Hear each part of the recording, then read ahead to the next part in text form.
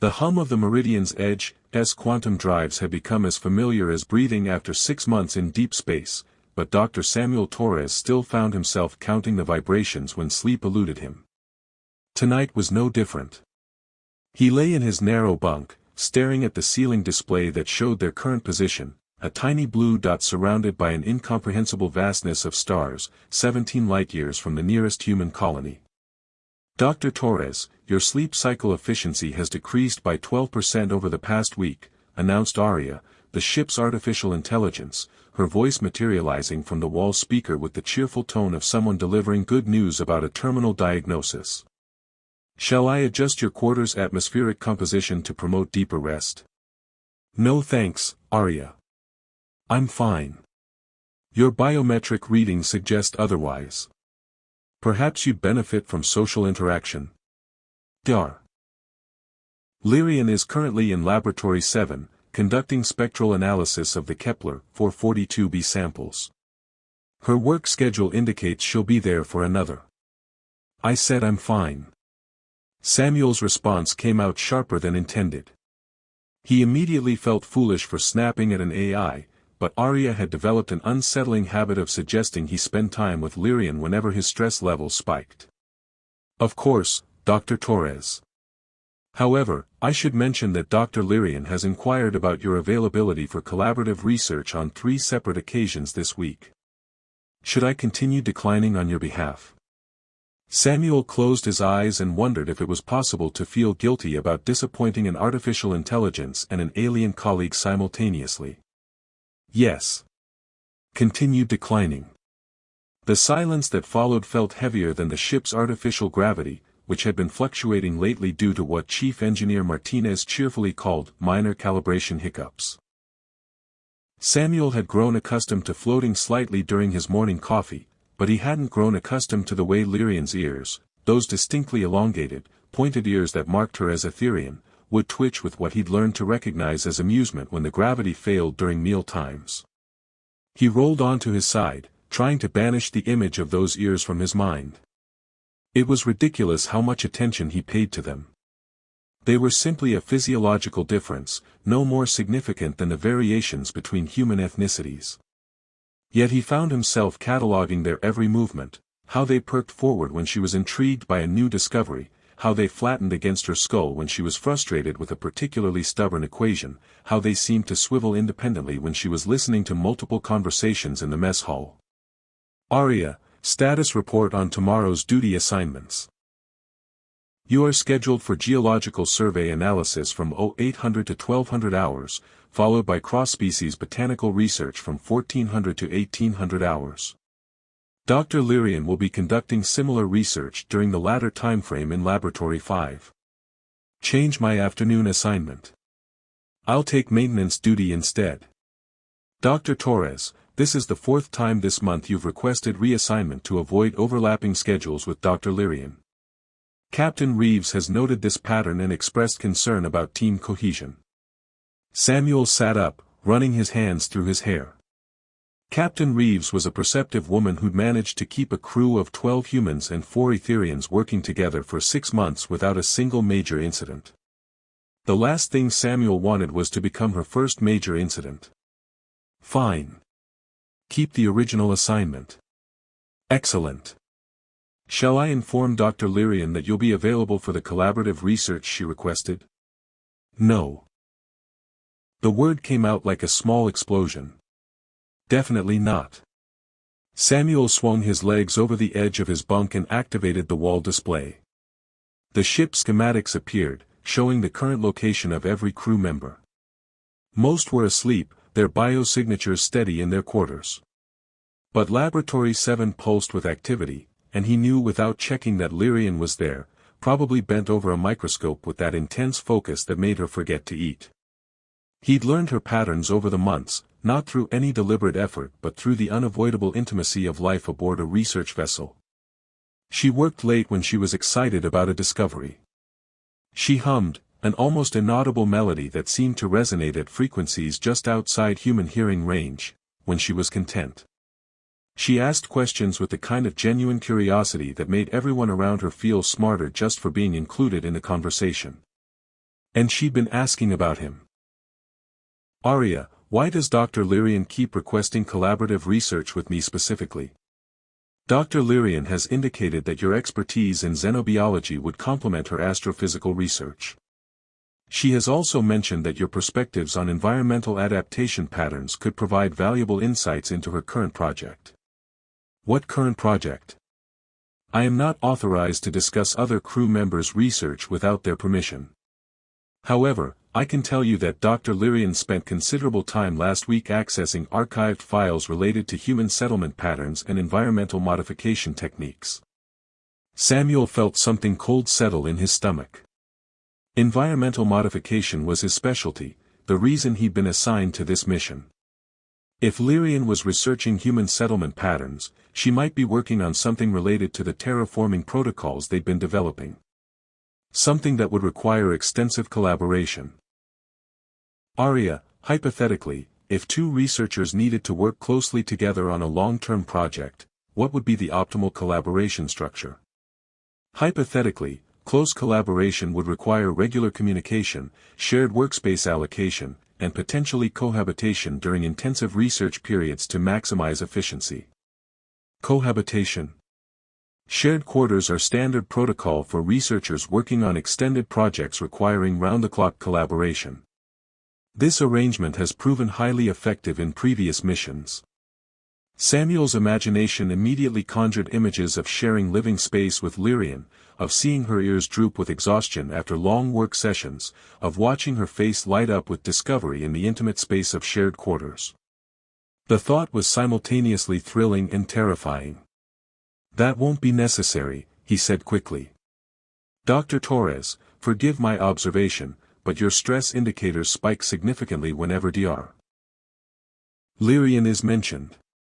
Are you experiencing some form of interpersonal conflict with her? The question hung in the air like an accusation. Samuel wanted to laugh at the absurdity of it. Conflict.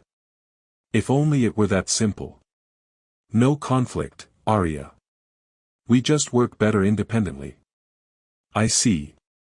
However, I should note that Dr. Lyrian has expressed concern about your apparent avoidance of her. She has asked me several times if she has somehow offended you or violated human social protocols. The cold in Samuel's stomach spread to his chest. The idea that Lyrian thought she'd done something wrong, that she was questioning herself because of his inability to act like a normal colleague, made him feel like the worst kind of coward. She hasn't done anything wrong. Perhaps you should inform her of this directly.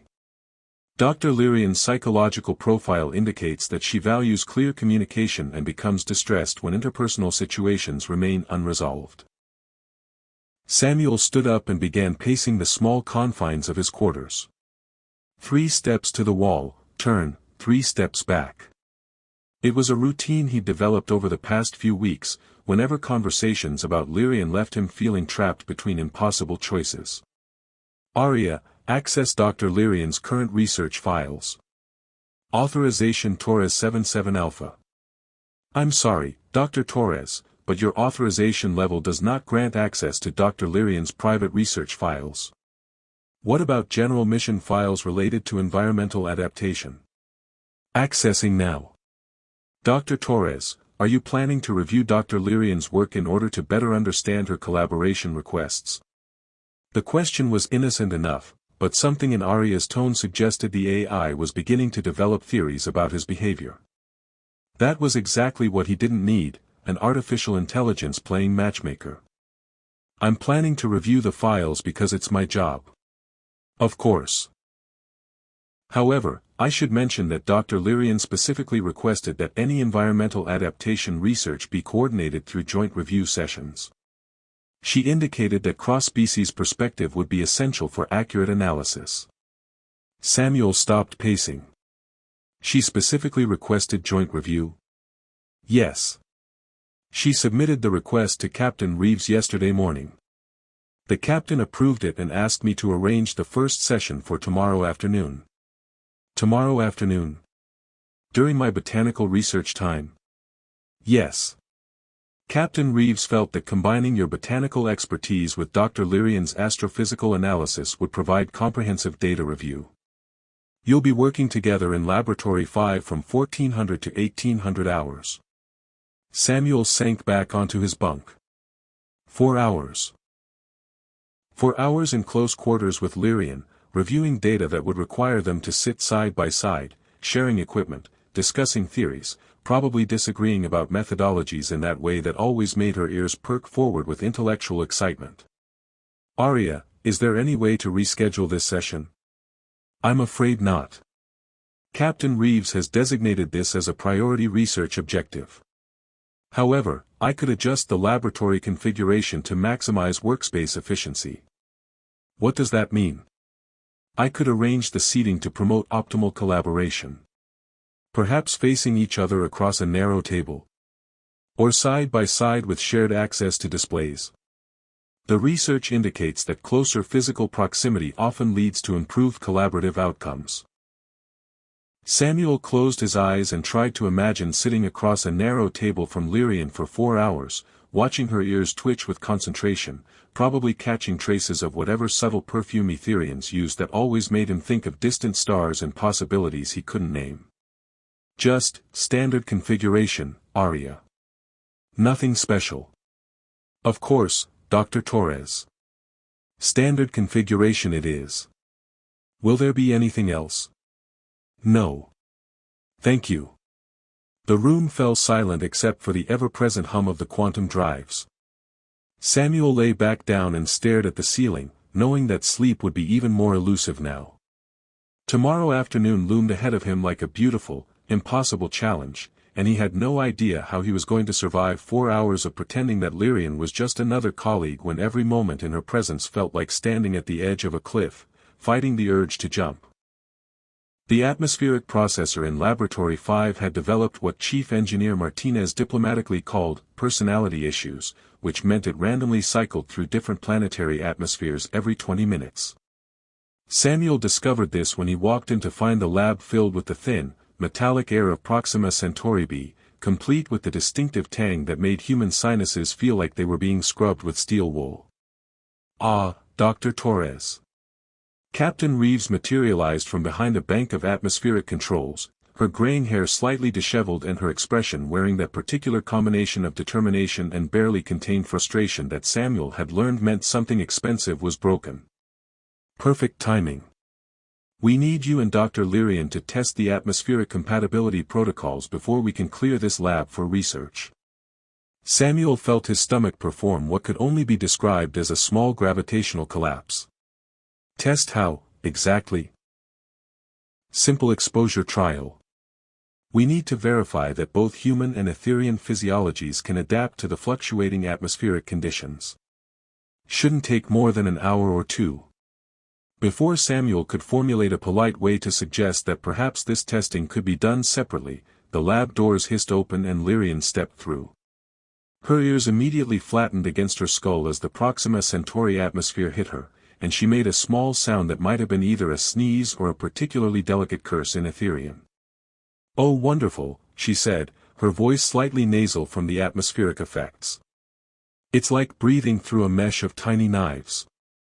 Is this what humans call refreshing?" "Actually, this is what we call broken," Samuel replied before he could stop himself. "Though I admit the distinction isn't always clear." Lyrian's ears perked up slightly, and Samuel caught what might have been the beginning of a smile before she turned to Captain Reeves. "How long will we need to monitor the atmospheric cycles?"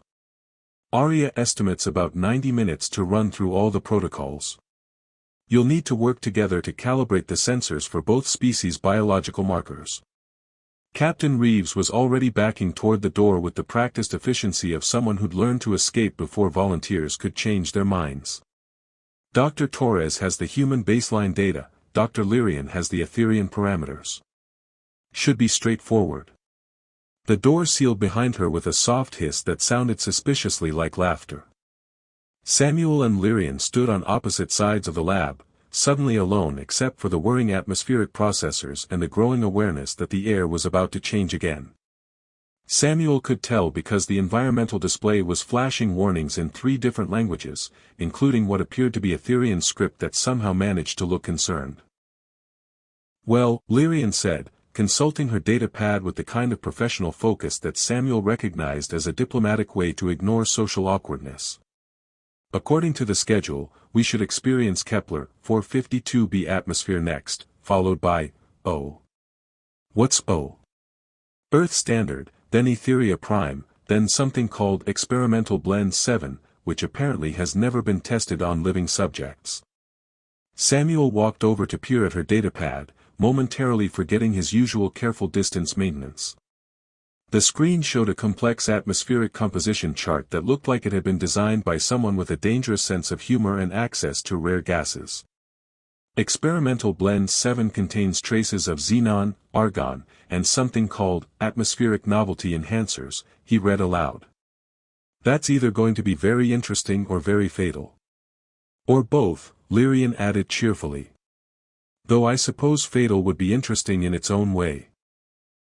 The atmospheric processor gave a loud clunk, and suddenly the air cleared, replaced by the warm, slightly humid atmosphere of Kepler 452b. Samuel immediately felt his breathing ease, and he noticed that Lyrian's ears relaxed, rotating forward into what he'd learned to recognize as her comfortable position. Much better, she said, then glanced at him with an expression he couldn't quite read. You know, Dr. Torres, I've been meaning to ask you something. Samuel felt all his carefully maintained defenses slam into place. What's that? Do I make you nervous? The question hung in the newly breathable air like a challenge. Samuel opened his mouth to deliver what he hoped would be a convincing denial, but the atmospheric processor chose that moment to cycle again, and suddenly they were breathing Earth Standard air that somehow made lying feel impossible. Why would you think that? He managed. Well, you have this interesting tendency to request different duty assignments whenever we're scheduled to work together. And yesterday when I asked Aria to arrange a joint research session, she mentioned that you've developed what she called creative avoidance patterns. Samuel made a mental note to have a serious conversation with Aria about discretion protocols. Aria has been monitoring my scheduling requests. Aria monitors everyone's scheduling requests. It's how she optimizes crew efficiency. But apparently, you're the only person who's requested 17 separate assignment changes to avoid working with a specific colleague. 17. Samuel had lost count after 12. 17. Lyrian's ears tilted forward in what he was beginning to recognize as her investigating an interesting puzzle position. Which leads me to wonder if perhaps I violated some human social protocol without realizing it. Etherian diplomatic training covers basic human interaction, but the cultural nuances can be challenging. The atmospheric processor clunked again, and suddenly they were breathing Etheria Prime atmosphere, which had an oddly floral quality that made Samuel feel slightly dizzy. Or maybe that was the conversation. You haven't violated anything, he said quickly. It's not about you. It's about efficiency. Efficiency? Work efficiency. I work better alone. Always have. Lyrian's ears flattened slightly, and Samuel realized that in Etherian body language, this probably indicated skepticism. Dr. Torres, your personnel file indicates that you've successfully collaborated on 14 different research projects over the past 5 years. Your efficiency ratings for collaborative work are actually higher than your individual project ratings. Samuel stared at her. You've read my personnel file? I read everyone's personnel file when I joined this mission. It's standard Etherian practice to understand your colleagues' professional backgrounds. She paused, and her ears drooped slightly. Though I'm beginning to think that might be considered intrusive by human standards. It's not intrusive. It's thorough. Very, very thorough. The atmospheric processor gave an ominous grinding sound, and suddenly they were breathing something that tasted like cinnamon mixed with starlight. Samuel consulted the environmental display and realized they'd reached experimental blend 7. Oh good, Lyrian said, her voice taking on a slightly dreamy quality. We're now breathing untested atmospheric novelty enhancers. This should be educational. Samuel felt a strange lightness in his head that had nothing to do with oxygen levels and everything to do with the way Lyrian's ears were slowly rotating in what appeared to be curiosity mixed with mild euphoria. "Dr. Lyrian, are you feeling all right?" "I feel wonderfully honest," she replied, turning to face him directly.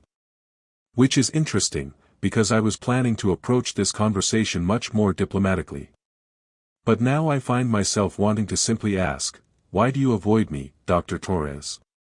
The atmospheric novelty enhancers were apparently affecting Samuel too, because instead of deflecting or changing the subject, he heard himself say, "Because working with you is complicated." "Complicated how?" "Just, complicated." Lyrian moved closer, and Samuel realized that the novelty enhancers had apparently suspended his usual instinct to maintain careful distance. She was close enough now that he could see the intricate patterns of darker blue that traced through her hair, and the way her ears tilted when she was listening intently. "Dr. Torres, I'm going to share something with you that the novelty enhancers are making me brave enough to admit. I find you fascinating." Samuel's brain performed what felt like a complete system reboot. "Fascinating? Your research on environmental adaptation patterns is brilliant. Your approach to cross-species biological analysis is innovative and thoughtful. And your ability to find humor in even the most challenging situations makes working on this mission significantly more enjoyable." She paused, and her ears drooped slightly. "Which is why your consistent avoidance of me has been disappointing." The atmospheric processor gave another clunk, and suddenly they were back to breathing standard ship atmosphere. The clarity hit Samuel like cold water, but the honesty the novelty enhancers had encouraged seemed to linger. "Dr. Lyrian," he said carefully, "working with you isn't complicated because you're difficult. It's complicated because you're not. I'm not sure I understand." Samuel looked at her confused expression, at the way her ears tilted forward with genuine curiosity, and realized that the atmospheric cycling had somehow brought them to a moment where continued avoidance would be more awkward than honesty. "You're brilliant, you're kind, you find my terrible jokes amusing for reasons I can't comprehend, and you have this way of listening that makes everyone feel like their ideas matter." He took a breath. Working closely with someone like that is challenging for someone who prefers to maintain professional distance. Lyrian's ears went completely still for a moment, then slowly rotated forward. "Are you saying that you avoid me because you like working with me?" "I'm saying that I avoid you because I like working with you more than is probably appropriate for a professional colleague." The atmospheric processor, apparently deciding that the moment needed additional drama, chose that instant to cycle again. But this time, instead of changing the air composition, it simply shut down with a wheeze that sounded remarkably like mechanical laughter. "Well," Lyrian said into the sudden silence, "that's the most confusing compliment I've ever received." Samuel couldn't help but laugh, and the sound seemed to break some of the tension in the room. "I have a talent for complicated honesty." "It's an interesting talent," Lyrian replied, and her ears tilted in what he was beginning to recognize as her amused position.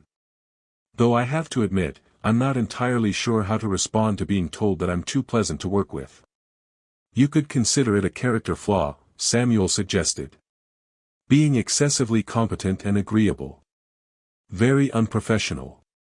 "Terribly unprofessional," Lyrian agreed solemnly. "I should probably work on being more difficult." "Definitely. Maybe start by being unreasonably demanding about atmospheric conditions." "I'll demand only experimental blend 7 from now on. Purely for the sake of professional distance." They stood there grinning at each other in the broken laboratory, and Samuel realized that somehow, despite all his careful planning and avoidance strategies, he'd ended up exactly where he'd been trying not to be, enjoying Lyrian's company far more than was wise. The Quantum Drive Core had chosen the worst possible moment to develop what Chief Engineer Martinez was calling existential uncertainty issues.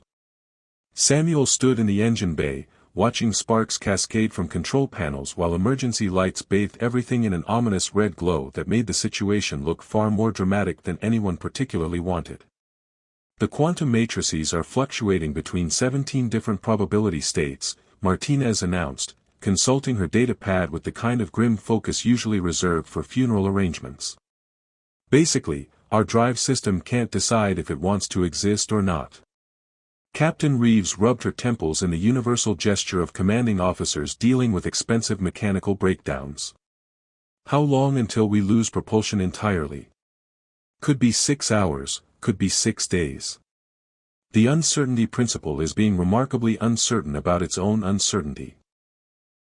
Samuel glanced around the engine bay, noting the way various crew members were trying to look busy while clearly having no idea what to do about a drive system experiencing an identity crisis. What do we need to fix it? Neural interface diagnostics, Martinez replied. The quantum matrices respond to bioneural patterns, but they need both human and Etherian neural signatures to stabilize. Something about complementary brainwave frequencies and quantum entanglement resonance. Samuel felt his stomach perform what was becoming a familiar sinking sensation. Both human and Etherian. Specifically, we need someone with expertise in quantum biological systems and someone with advanced astrophysical knowledge of quantum mechanics. The neural interface will let them merge consciousness temporarily to diagnose the core's state fluctuations. Before Samuel could ask the question he already knew the answer to, the engine bay doors opened and Lyrian stepped through, her ears immediately flattening against the assault of emergency lighting and sparking electronics. I received Captain Reeves' message about the quantum drive situation, she said, raising her voice over the sound of various alarms that seemed to be competing for attention. My understanding is that we need a bioneural interface to stabilize the core. That's correct, Dr. Lyrian, Captain Reeves replied. We need you and Dr. Torres to interface directly with the quantum matrices. The procedure should take about 2 hours. Samuel opened his mouth to suggest that perhaps they could find an alternative approach, but Martinez chose that moment to add, the neural interface requires complete psychological synchronization between subjects. Any mental barriers or emotional conflicts can destabilize the connection and potentially damage both the subjects and the drive core. The words hung in the air like an accusation. Samuel realized that every person in the engine bay was now looking at him with expressions ranging from curious to concerned, and that trying to avoid this assignment would require explanations he definitely didn't want to give. How exactly does this neural interface work? He asked, hoping his voice sounded more professional than panicked. You'll be connected through bioneural conductors that allow your consciousness to merge temporarily, Martinez explained, pulling up a holographic display that showed 2 humanoid figures connected by streams of light that looked either beautiful or terrifying, depending on one's perspective. The interface translates thoughts, emotions, and knowledge patterns between subjects. It's perfectly safe, assuming both parties maintain psychological stability. Lyrian moved closer to examine the display, and Samuel noticed that her ears were rotating in what he'd learned meant she was processing complex information. What kind of psychological instability would be problematic? Strong emotional responses, suppressed memories, significant interpersonal conflicts between the subjects, Martinez listed cheerfully. Basically, anything that creates mental static can disrupt the interface. The consciousness merger amplifies whatever psychological states are present. Samuel felt sweat forming on his palms despite the engine bay's temperature control. The idea of Lyrian experiencing his thoughts and emotions directly, of having months of carefully suppressed feelings suddenly amplified and shared, was possibly the most terrifying thing he could imagine. Are there any alternatives to the neural interface? He asked. Well, we could try manually recalibrating each quantum matrix individually, Martinez replied. Should only take about 6 months, assuming we don't accidentally create a black hole in the process. The neural interface it is, Captain Reeves decided. Dr. Torres, Dr. Lyrian, report to Medical Bay in 30 minutes. Dr. Kim will oversee the procedure. The engine bay began to empty as crew members returned to their duties, leaving Samuel and Lyrian standing amid the sparking control panels and the growing awareness that they were about to share consciousness whether Samuel was ready for it or not. Dr. Torres, Lyrian said quietly, is there something about this procedure that concerns you? You seem even more uncomfortable than usual. Samuel looked at her concerned expression, at the way her ears tilted forward with genuine worry, and realized that continuing to pretend everything was fine would probably make the neural interface even more problematic. The neural interface is going to share thoughts and emotions, he said carefully. That's not always comfortable. Are you worried that I'll judge you for something I might experience through the connection? The question was asked with such straightforward kindness that Samuel felt his carefully constructed defenses waver. Something like that. Lyrian moved closer, close enough that he could see the patterns of concern in her expression. Dr. Torres, I've been thinking about our conversation in the atmospheric lab yesterday. About your reasons for maintaining professional distance. What about it? I think I may have misunderstood something important. She paused, and her ears drooped slightly. When you said that working with me was complicated because you liked it more than was appropriate for a professional colleague, did you mean that you're concerned about the professional implications of enjoying collaborative work? Samuel stared at her, realizing that she'd interpreted his confession in the most innocent way possible. Dr. Lyrian, that's not exactly what I meant. Then what did you mean? The quantum drive core chose that moment to emit a sound like a cosmic whale having an existential crisis, and several more warning lights began flashing in patterns that suggested the universe was running out of patience. We should get to Medical Bay, Samuel said. Dr. Kim will be waiting. They made their way through the ship's corridors in relative silence, passing crew members who nodded politely while clearly trying not to stare at the two people about to undergo neural interface for the first time. Samuel found himself cataloging details about Lyrian that he might not notice again after she'd experienced his thoughts directly. The way she walked with a slight bounce that suggested Etherian gravity was lighter than ship standard, the way her ears rotated to track sounds in the corridor, the way she hummed softly when she was thinking. Medical Bay was sterile and bright, a sharp contrast to the dramatic emergency lighting everywhere else on the ship. Dr. Kim greeted them with the kind of professional cheerfulness that medical officers use to disguise the fact that they were about to do something potentially dangerous to you. The neural interface setup is relatively straightforward, she explained, gesturing to two reclining chairs connected by an array of bioneural conductors that looked like jewelry designed by someone with a disturbing imagination. You'll each wear a neural crown that reads and transmits brainwave patterns. The interface will gradually merge your consciousness over about 10 minutes, maintain the connection for the diagnostic period, then separate gradually. Samuel examined the neural crowns, which were delicate constructions of crystalline fibers and quantum processors that would rest against their skulls. What should we expect during the merger? Shared thoughts, emotions, memories, and sensory experiences. The connection tends to focus on whatever psychological states are most prominent at the time of interface. Try to keep your minds clear and focused on the task. Lyrian settled into one of the chairs with the kind of calm efficiency that Samuel envied. Will we maintain individual identity during the merger? Yes, though the distinction can become fluid.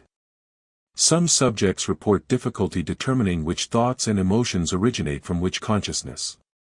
Dr. Kim began attaching monitoring equipment to both of them.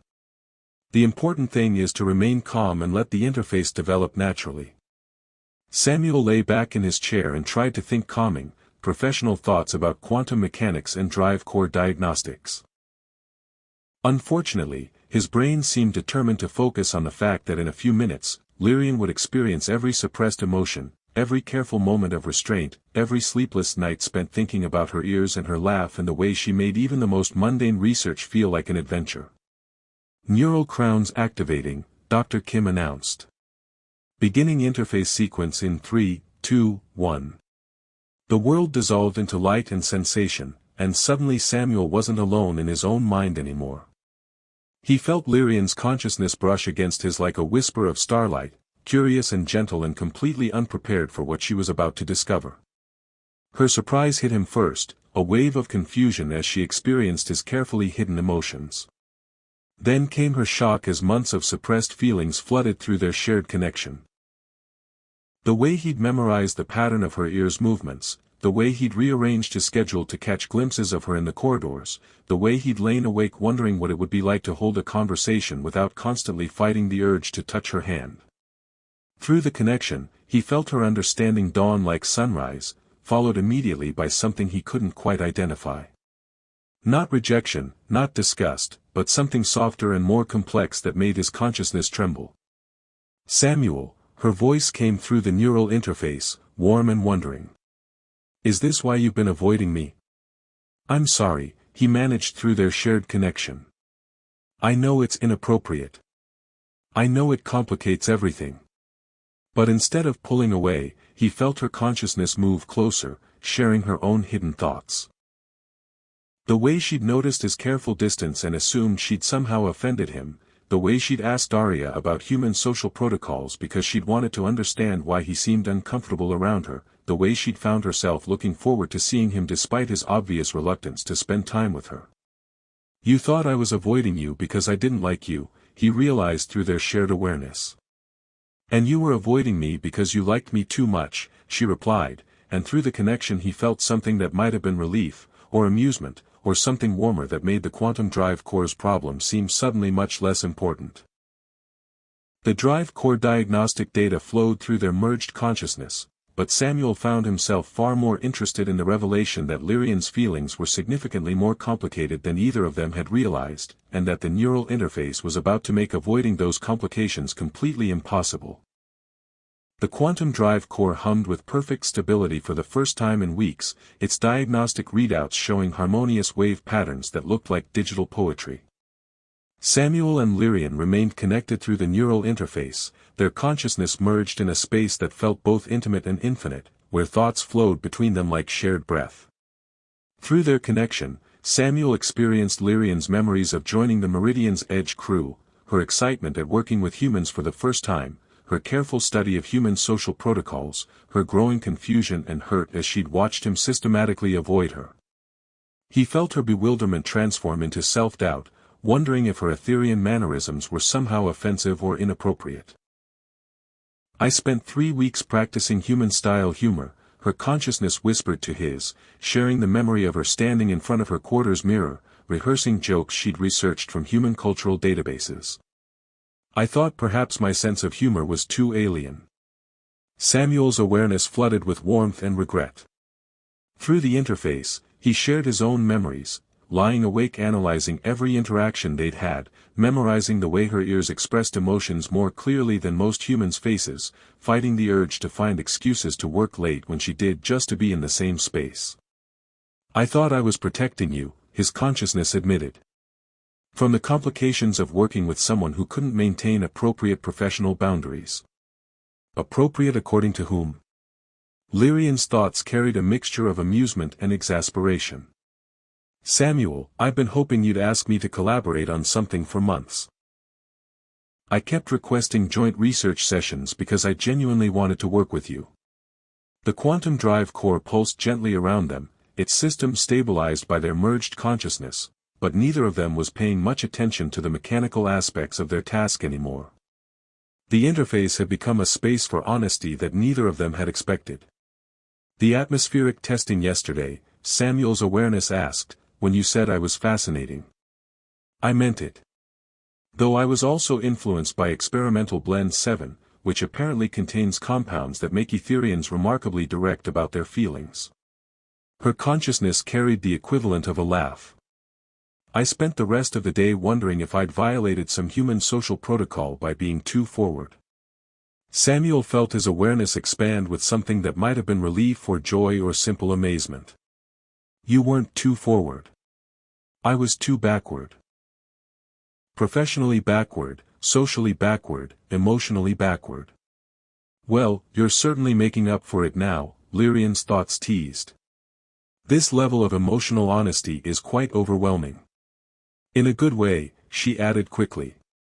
Through the interface, Samuel experienced Lyrian's perspective on their shared memories, how his careful politeness had felt like rejection, how his habit of leaving rooms when she entered had made her question everything from her research methods to her personal hygiene. But he also felt her growing understanding as their merged consciousness revealed the care behind his distance. "You've been protecting my reputation," she realized. "Making sure no one could suggest that my position on this mission was influenced by personal relationships." Etherian-human relationships are still politically complex, Samuel's awareness admitted. I didn't want anyone to think you'd received opportunities because of personal connections rather than your qualifications. Samuel, I have 3 advanced degrees in astrophysics and I've published more papers on quantum mechanics than anyone else on this ship. I think my qualifications speak for themselves. Her consciousness carried such confident amusement that Samuel felt foolish for having worried about protecting her professional reputation.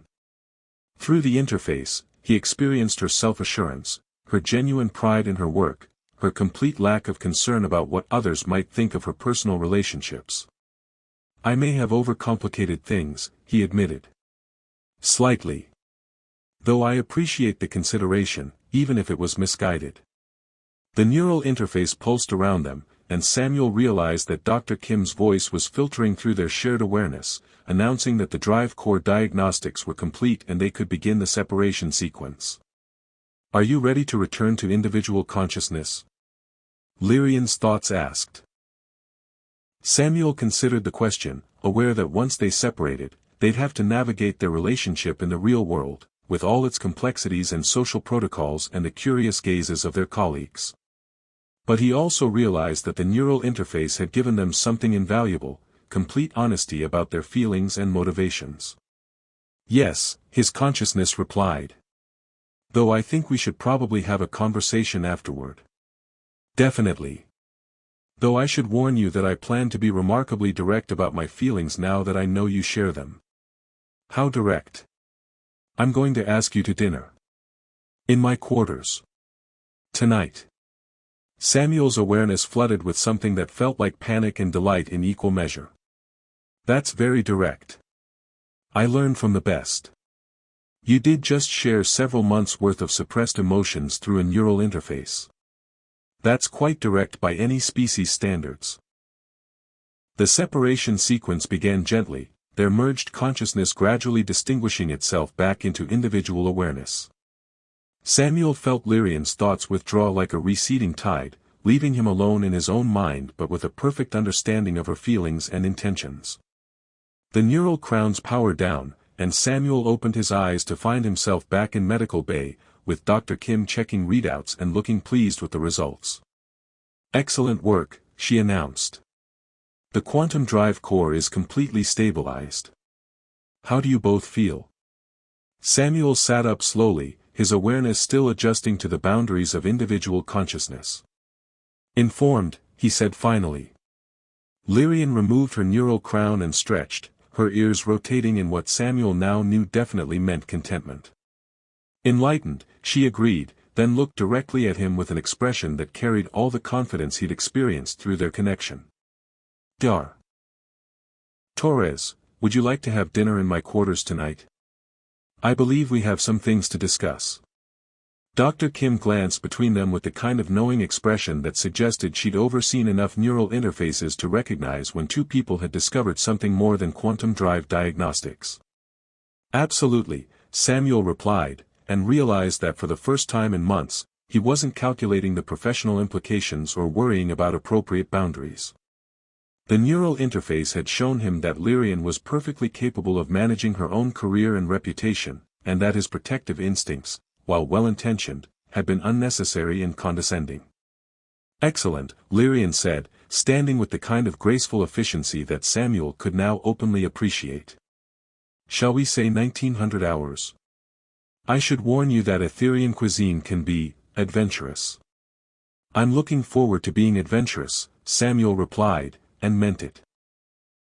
They left medical bay together, walking side by side through corridors that no longer felt like obstacle courses requiring careful navigation. Several crew members nodded greetings, and Samuel realized that his previous behavior had probably been far more obvious than he'd thought. Dr. Torres, Lyrian said as they reached the junction where the corridor split toward their respective quarters, I have one more confession to make. What's that?